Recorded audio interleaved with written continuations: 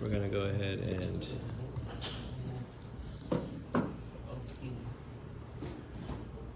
okay. All right. So this is the kind of thing that is going to create friction in the church. All right? Because it's going to create what? Friction. It's going to create friction in the church. Here's the first question. Did Jesus create friction in the church? Yes. Yeah. So if Jesus came to accomplish something, and he's calling the church to accomplish that same thing, is the thing that God's calling us to do going to create friction in the church? It has to. Because if it did for Jesus, why would we think it would be any different for us? So, but here's the thing. We can do this, and it doesn't have to be as painful as it's inevitably going to be.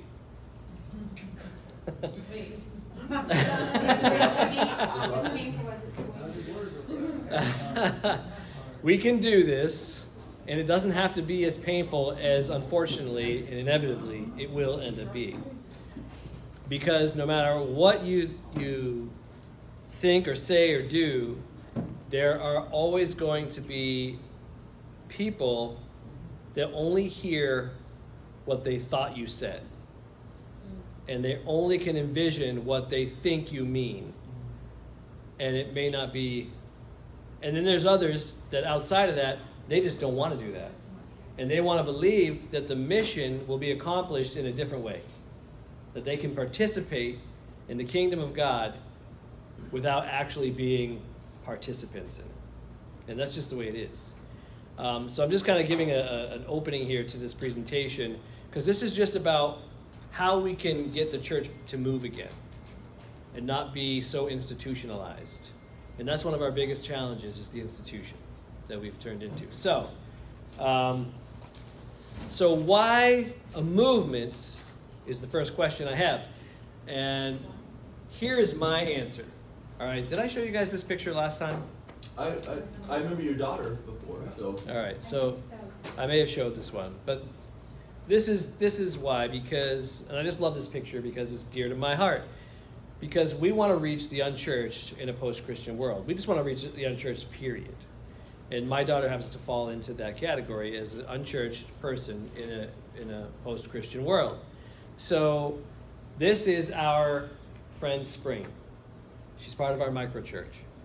And she connects with my daughter on a level that my daughter wouldn't connect with if she went to someplace on a Sabbath. Like, she just wouldn't go. It's just, we couldn't get her there unless we drugged her, you know. And then she woke up, they're like, what happened? How did I get here? How did I get here?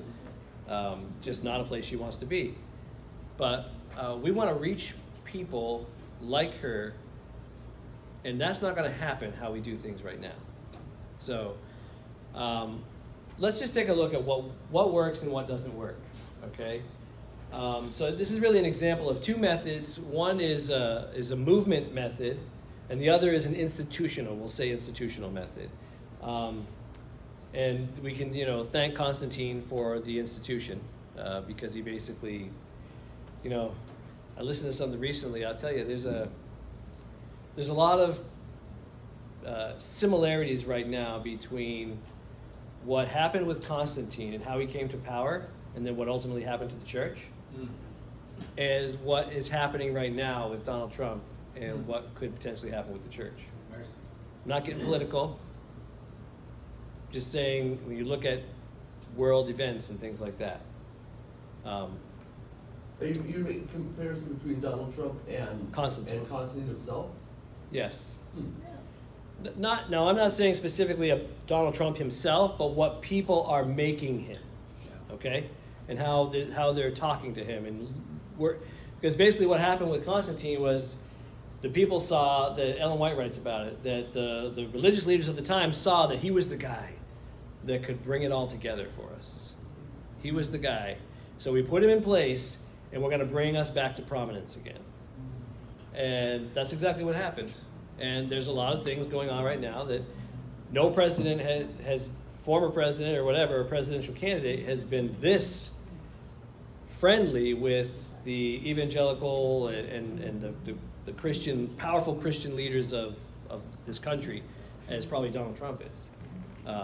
So anyway, that's all I want to say about that. Okay. That's just to make a little comparison.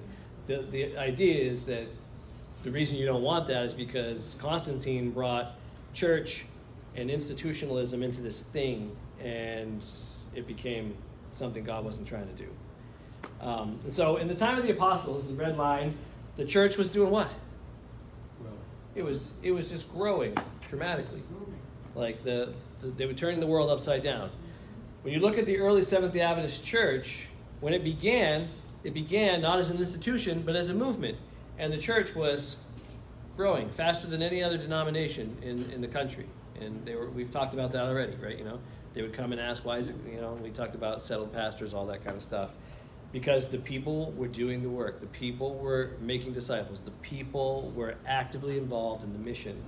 And then from the 1920s till now, the church has been steadily in a declining growth model. It's still growing, but the growth has been going down like this. We showed you that on day first module, I think. We showed some statistics in the NAD and stuff. Is that a decadal growth rate? Is that what you're showing there? This is there's no numbers here. This is just a visual only. Okay. Yeah. Got it. So, but if you were to take out the immigrant churches from the Adventist church today, it would be no growth at all. It would basically be a declining church. The growth that we have in the church today in North America is because of the immigrants that are coming here and joining churches. It's not because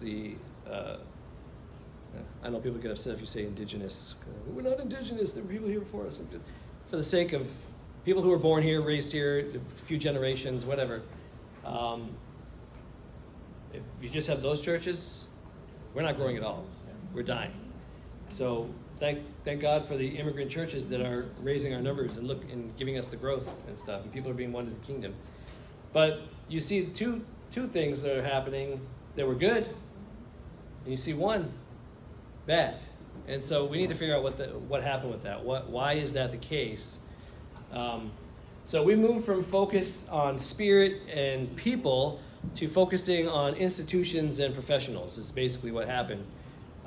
Used to have a situation where the disciple leaders were running churches, and paid leaders were raising up leaders from the disciples that they were making. So the paid leaders, we talked about this before, just a review, but it was the paid leaders that were out there making disciples, finding their key elders, those leaders, and then they were training them up to how to run the church, be the church. This is what the church is for you guys. Now it's your community. You take off and run with it, and they would be gone.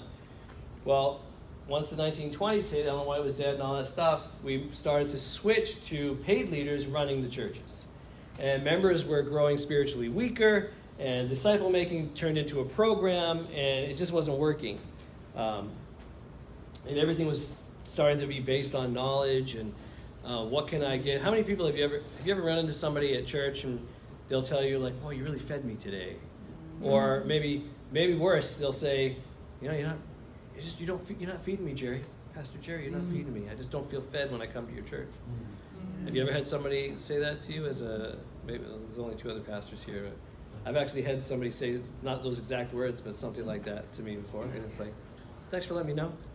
Maybe we should go find somewhere else to go." Because the whole idea of somebody even actually saying that is they're basically saying, "I'm a baby, and I want to stay that way, so make sure the milk is good." Yeah. Okay? This is what Paul was frustrated about all the time, right? He's like, I should be feeding you guys meat right now. You should be eating meat, but I got to give you milk because you don't want to grow in the word. And so the church, pastor's job, I actually said this to my congregation once, and I'm ashamed that I did. But I told them that my job as a pastor was to be like a master chef. That was to come and create a delicious meal for you to experience and taste and see that the Lord is good kind of thing. And that's not my job. God's word does that all on its own for somebody. It's okay. I'm not saying not to give a good message, not to give a good sermon, a good teaching, whatever it is. But that's not the pastor's job. And people shouldn't say that they need to be fed when they come to church. Like, they should be eating and eating all the time. And that's the problem with what the institution has done to the way we do things. So how did this kind of happen? Starting to rely less on the Holy Spirit's moving and leaders in the right positions in the right way they're supposed to be doing. There's a little bit of a timeline here, and a lot of it happens in one little window here. But I think these are some of the key things that have happened to the church that have not necessarily been the blessing that we would hope. So in 1863, we became officially a denomination. There was a lot of hubbub about it. You know, people were like, we don't want to become a denomination. We're not a denomination. We're a movement for Jesus. We want to just be the church. But they were like, hey, listen, you know, there's a lot of things that the government makes you do if you want to pass money around and do these different things. We got to kind of get in line with some of these things. So the institution is born. But then you move into 1915, Ellen White dies. Then we started to dissolve the whole idea of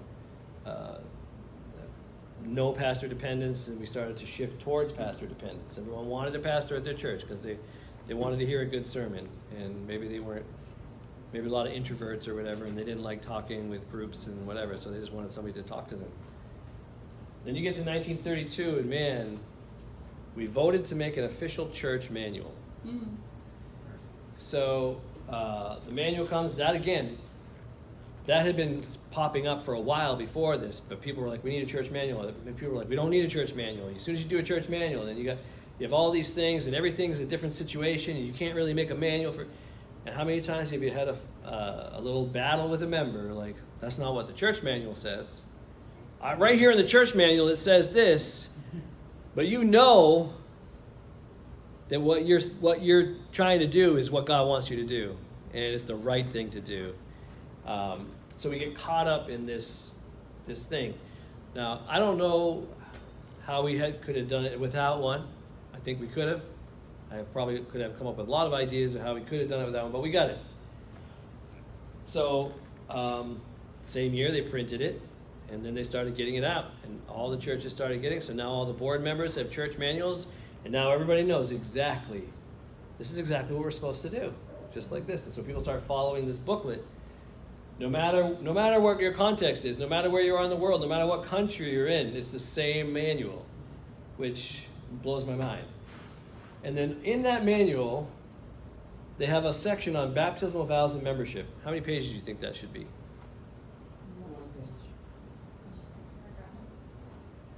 17 pages on manual devoted to baptism and membership.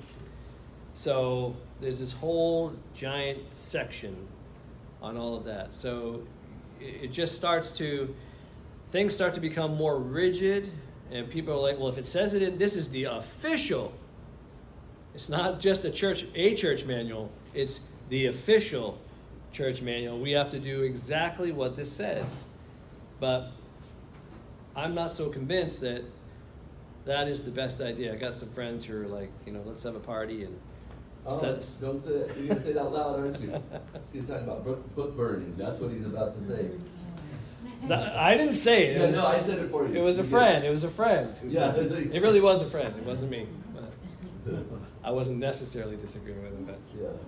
But anyway, I'm not here to argue about the church manual. I'm just trying to show some things that happened that got us in a certain direction.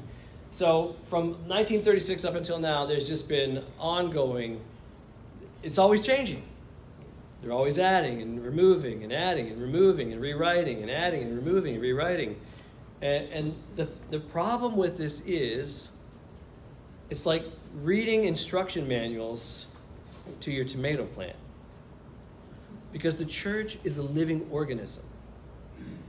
And if you read an instruction manual to a living organism, it doesn't mean that living organism is going to follow all those things, because life has its ways of doing things. So I'm not telling you to just get rid of your church manual and everything you do, don't do anything with the church manual. I'm just saying that we're too dependent on the structures of everything instead of letting the Holy Spirit move. That's the whole point of this, is that when you don't have the Holy Spirit to lead you, this is what you do. Because what else is going to lead us? We need a manual. So Essentially, you're saying we're like the Jews that say, we want a king, not you. well said. Well said. Yeah, absolutely. So here you have. So here's what is kind of come out of that, a result of that. So you have our different things: our education system, the publishing houses, church buildings, health message, all these independent ministries that some are great and some are at odds with, the church, NAD or whatever.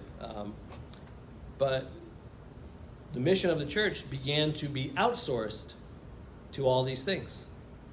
People were just like, so here's how it works. So you go to church, you hear the sermon, you pay your tithe, you put your kids in Sabbath school, Pathfinders, Adventurers, maybe the Adventist school if you're really faithful, and then you give your offerings so that these guys can spread the message around the world.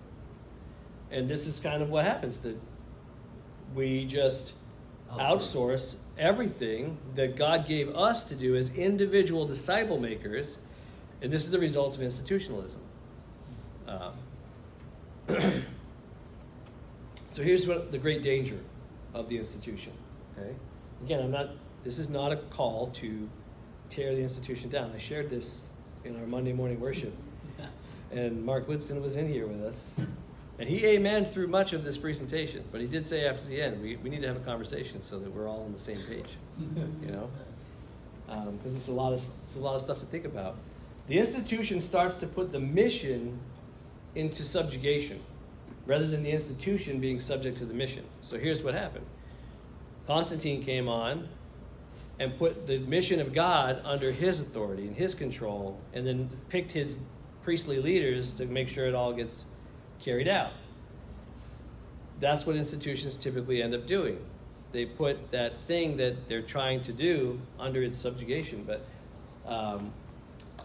and the other thing is that many of the solutions we come up with today are just to either like make a cooler institution or change some language so it sounds less oppressive or whatever it may be.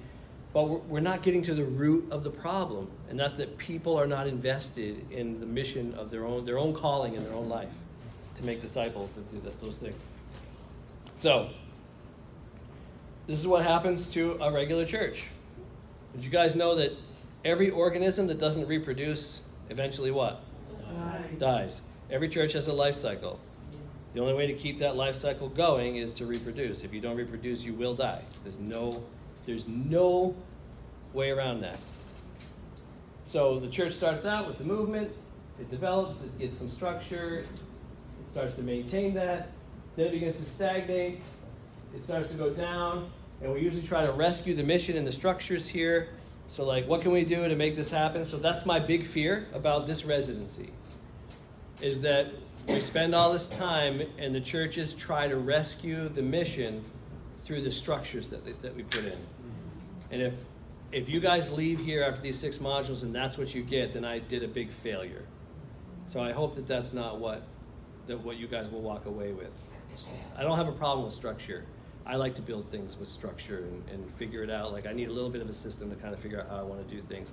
But it has to be really open to flexibility. And so as we go down, you get driven by nostalgia. I remember the good old days when the church was packed, and you remember when you went to PUC college and that church was banged out every Sabbath and people were everywhere having a great time, and now it's like a ghost town and it's filled with people that have whiter hair than, like, you wouldn't know it's a college church if you go visit the PUC church. When I was there for 5 months, I was like, this is a college church? I was like, this is not a college church. It's like, all these people are way older than me, and I haven't been in college in a long time. So, anyway, and then the mission is lost, and the church dies. And there's another way to look at it. All you have at the end is structure. That's why structure can't save the church, because that's the last thing to die. We've talked about that before too. Churches they put all their energy into having a structured Sabbath gathering, and there's nothing else going on.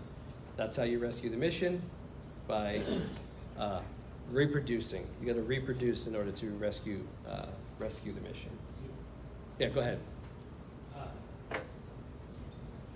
So perhaps I'm off on this, but aren't you in part asking us to put structure in? I mean, That's the catch-22. okay. Yeah. And I think as we talk this afternoon, I think hopefully that vision for what I'm saying is going to kind of work itself out in these next couple things that we talk about. But yeah, there are some structures, but everything that I share with you guys about structure should be from a very relational space. Even in your leadership teams, when you're talking, we want that to be very organic and relational, and asking God to be with you and drive you and move you. There's, God is organized and things are organized, and so organization is important. But the church is mostly driven by structure right now. We put a lot of energies into all the things that we do, and Well, when you're equating structure to tradition. some, but like the other stuff, like how we manualize things and stuff like that, the church manual, things like that. Those are structures that can tend to be rigid. When you say this is the manual, how you do it. Sure. I'm not going to tell you exactly how you're going to do it. God's going to tell you how to do it. But we're going to give you some ways that seem to work in the natural world with the way God does things, and hopefully you'll grab onto those things and use these structures just to kind of keep everybody, like the trellis and the vine whole idea. The trellis is only there just to hold up the plant. It's not the main event. It's not, and if we got to move the trellis over here or bend it this way or snap a piece of it off, do it, because it's about the vine. We don't, we're not calling people to look at our trellis. We want them to see the vine. And so all of our structures need to be malleable or whatever, so that they move. And that's the whole idea. We want, instead of the institution in control of the mission, we want the mission in control of the institution. Whatever the mission demands, the institution bends to that. That's the whole idea. If that's what the mission demands, then we need to figure out how this institution is going to move into that, how we're going to allow that to happen and make it be a part of what we do. As the old adage, form follows function. Yeah. But when we flip it the other way, we get kind of what we have right now. You don't believe how many meetings happen in this building. Like the number of meetings. And meetings are good. Things happen in meetings. Decisions get made, stuff like that. The meetings that are happening now, I think, are more productive than they were 3 years ago because of what we've been trying to do. But man, a lot of meetings, especially before the organizational health stuff, a lot of meetings just happening and nothing happening. Just meeting, and then you have a meeting to decide on the meeting, and it's like crazy. But we've got to get moving. So here's a kind of look at how the New Testament movement worked. All right, so it starts with 12. Jesus starts it, 12 disciples, which become the apostles. There's 3.5 years of formation. A little praise the Lord break there. Then in Acts chapter 6, the deacons get introduced and the elders that are leading the church, and then we have a multiplication of churches. And really how that cycle works is there's personal discipleship, which moves into a reproduction of leaders, which moves into a reproduction or multiplication of churches. It's a very simple process. Disciple people, create leaders, multiply churches. That's it. You look at the Adventist movement, very, very similar in how it began. Started in 1844, they developed it, then they introduced the itinerant pastors, which would be the apostles, then they had elders and deacons that were instituted, that were in charge of all the churches, community services and other things got introduced as the churches began to reproduce and multiply, and then they had a church planting movement, and the denomination was exploding. Same process. They did personal discipleship, they reproduced leaders, and they multiplied churches. It was a very simple process for movement in the church. 3 things. multiply leaders. Make disciples, make leaders, multiply churches. All right. So what we're looking at here is we want to have a Christ-centered ministry. So we have the things of Jesus, the mission, the church. All these things should be centered around Jesus, and here's what the institution has kind of transitioned us to. That one. Yeah. What's behind the centered? Centered ministry. So your ministry should be in the center of all this: Jesus, the gospel, your identity and who He is, the mission, and the ecclesiology, who the church is, what the church is. We want our ministry to be centered. We don't want it to be unbalanced. If we're going to unbalance anything, we would want to lean a little bit more, to be a little more unbalanced away from the ecclesiology, because that's the way the New Testament was moving. It was a little more unbalanced. It was exploding, But what the institution has kind of done is we try to fit all three of those things, all to fit inside of that church bubble. Everything happens on Sabbath. This is the lifeblood of the church. Everything happens on Sabbath. We come. It's the big sermon series or whatever it is. It's Pathfinder Sabbath, or it's our school special program Sabbath. Everything revolves around what happens on that day, and then everyone else is just doing their work the rest of the week. And I'm talking corporately here. There's always exceptions. There's always people, and there's always small groups of people that don't live that way and don't look at it that way. But corporately, that's what we're dealing with. And so this is like, we have maximum ecclesiology when we want to have minimum ecclesiology. Just enough of that so we know what the church is and how it's supposed to function.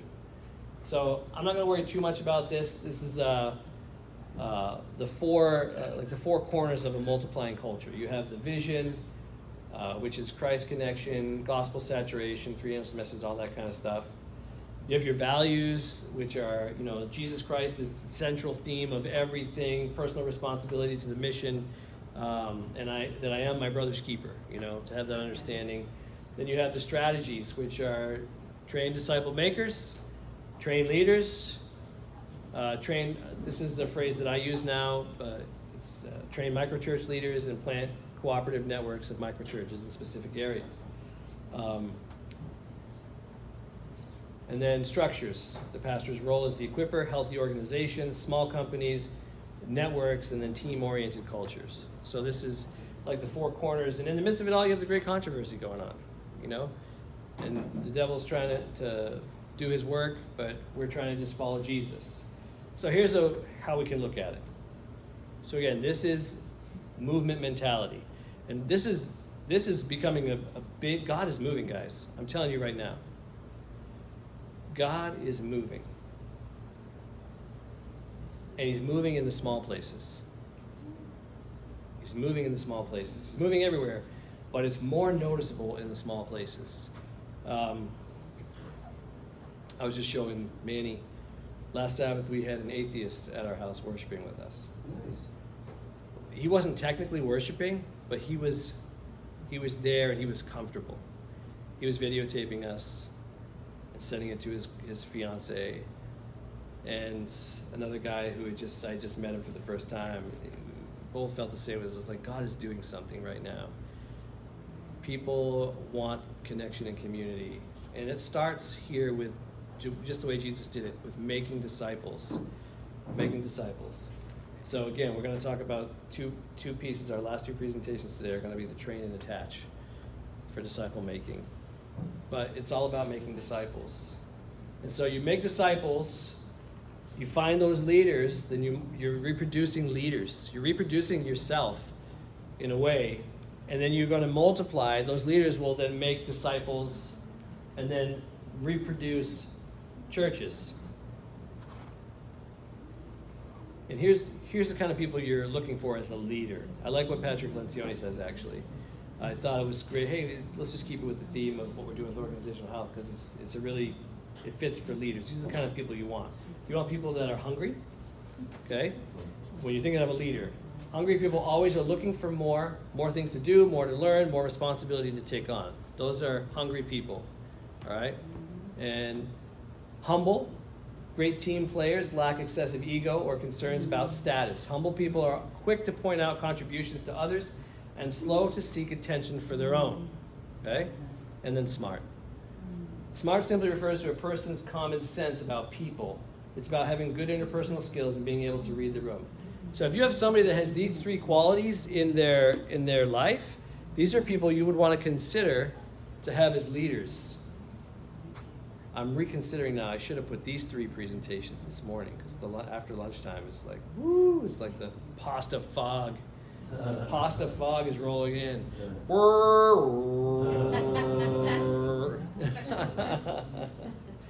Oh man, I've lost Mr. Collins in the back too. He's out. He's done, man. Pasta. All right, so after you multiply leaders, and guys, we're going to talk about this, micro churches, but this is gained so much traction, like globally, and here in North America, it's catching on later than other places. But these small companies, which Ellen White told us to do way back, she said every church that has a large number of people should be breaking into small companies. That's the way we're supposed to be doing the work. And so God is pushing this out again as a fresh wind. And these churches that you're multiplying are small micro churches. That's what we have at our house, a micro church. And we're trying to get our micro church network going. And so as you're multiplying these micro churches, then what you have next is a network. Now you have a network of micro churches that can come together and celebrate the things that God is doing in these micro churches. They come all together with a shared vision for what God is doing and see, wow, we just have 15 people at our house, but look at, we've got 150 people here and they're all doing the same stuff in their houses and this is much bigger than us. Look what God is doing. It's exciting to see something like that, but sometimes I think we get so burned out by the slog at the big church. We're just like, when is this thing going to ever turn around? Because it's so hard to get big things to all change together. But if we have small groups of people that are meeting together in non-complicated, more organic spaces, wow, the things that God is going to be able to do. You might have an atheist worshiping at your house with you. I mean, it's crazy to think about. But you multiply these networks, and then what you've done is you've began a movement of meeting houses that are now just gathering microchurches together for corporate worship. And hey, maybe we're planning some big thing we're going to do, all of us together, to impact this community in a special way, whatever it is. But the church is these little groups of people that are actually baptizing their neighbors and making disciples of people. This is the best place for discipleship to happen. Now you have a movement going, and the multiplication is in the DNA of the corporate church. Everybody knows that we exist to reproduce and multiply. If we don't reproduce and multiply, we will die.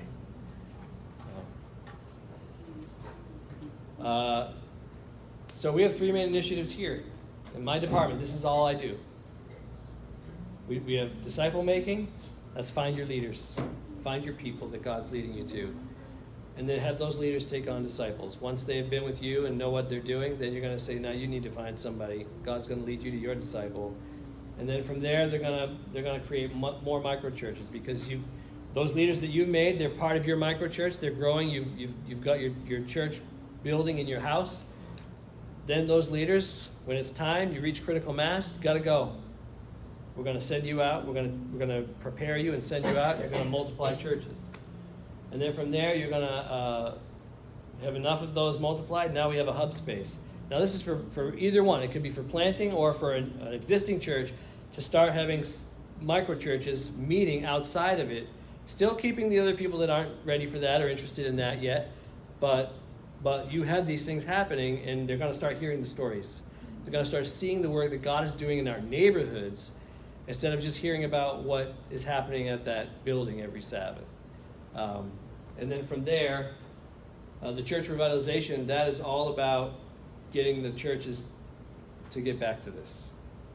So our church planting residency is all about this part, and our revitalization residency is all about our existing churches to start doing this.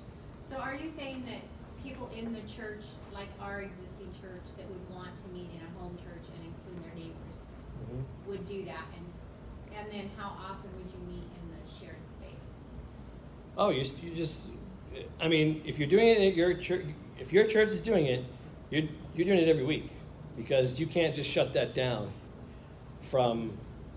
you can't just tell everybody, hey, we've got, like, maybe you got 2 micro churches that want to start. Okay, so we're only going to do church here twice a month, and because not everybody's in one of those. But how often do the micro churches join you in corporate work? Oh, so right now we don't even have that, because we're planting from fresh, so we don't even, we'll get we'll get to a corporate setting once we've got enough micro Right, churches. but since we're already in a corporate setting, how Right. do you move towards that? Yeah, so we're going to talk about that Okay, in another thank you. presentation. Thank This you. is just setting up the vision for it, Right, and then right. we're Okay. gonna deal with that in part. Yeah, coming right up. Yeah, so that's the idea of movement. So So you're, if you go back to, are you okay to field the question? I am ready to field the question. Okay, so if you go back to that picture that you had, that had the house, where it has house, meeting house. That we one? go. So you have the micro churches that are meeting, and as, I mean, like if you're thinking about, forget about an existing church, but if somebody goes and is planning work in a new area or with a new demographic, they are starting a micro church, they're developing leaders, maybe another micro church launches, whatever, you have some momentum where you have I'm trying to think of that word where you have Critical mass, synergy, It's critical almost mass, synergy, or but anyway. Yeah, well, anyway, where you have things are Momentum? moving, momentum, yeah, that would work, synergistic momentum, to the point where you have these micro groups, and now it's like, hey, we need to connect with each other, we need to have the resources that a meeting house can help us with, so we're gonna rent this space from the Lutheran church on Sabbath morning, and that's gonna start being our place, and that becomes our meeting house, Mhm. and you meet there, weekly or whatever, but you're having your meeting, you're having your Yeah. micro churches that are Yeah. Is that kind yeah. of the idea? If I'm starting from scratch, we'll probably never get to where we meet weekly for corporately, because we don't want to get pulled back into that mentality. I would say maybe it's once a month or once every other month or once every 6 weeks or whatever it is. Whatever you feel like you can safely do without everybody saying, "Oh, this is really nice. I like what the energy from the big crowd does," and then you start to fall back into. So you want to make sure that everyone stays in that mentality, like this is the work that we're doing. The meeting house is to bring everyone together to celebrate what is happening and to show the good news, and new people that have come into the church, they see, oh, it's not just my neighborhood church. Like, look at all these people doing this. Like, this is great. So that's about building synergy and energy and sending out. So yeah, but if I'm doing it from this perspective, I'm saying, let's just start some micro churches.